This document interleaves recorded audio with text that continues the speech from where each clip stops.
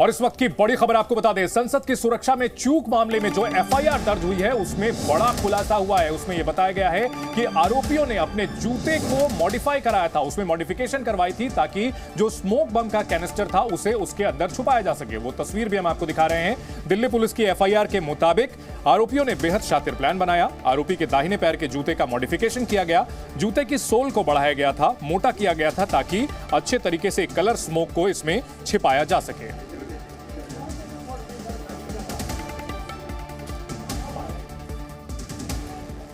और इस जूते को लेकर के क्या कुछ बातें कही गई है वो हम आपको बता देते हैं। यह बताया गया है कि जूते के अंदर स्मोक कैनिस्टर को छिपाने के लिए जूते की सोल को मोटा कराया गया था। दाएं में पैर के जूते में अलग से रबर सोल लगाया गया और इन्हीं जूतों में स्मोक कैन छिपा करके आरोपी लाए थे। इसके अलावा कुछ पर्चे भी थे। पर्ची नंबर 1 में जय हिंद का नारा लिखा था। पर्ची नंबर 2 पर मणिपुर के मुद्दे पर नारा लिखा हुआ था।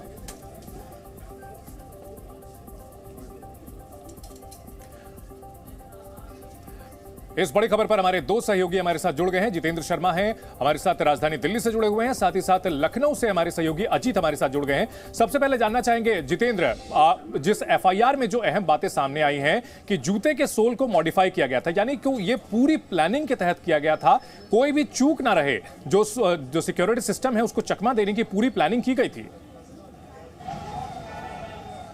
बिल्कुल चंदन, और यही बात कल जब अदालत में रिमांड लिया गया था उस दौरान भी अदालत में बताया गया था कि सागर शर्मा और इसके अलावा जो मनोरंजन है उन लोगों ने लखनऊ से 2 जोड़ी जूते लिए थे। उस जूते के अंदर स्पेशल कैविटी बनाई थी और उसके अंदर स्मोक कैनिस्टर को छिपाया गया था।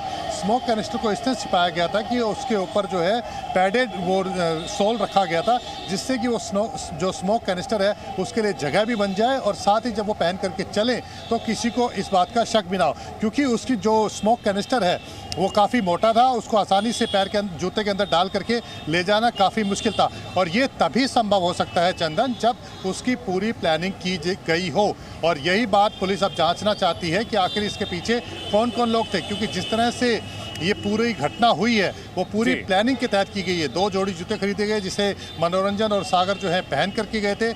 लखनऊ से स्पेशल को लिया गया, उसके बाद कैनिस्टर को छिपा करके गया।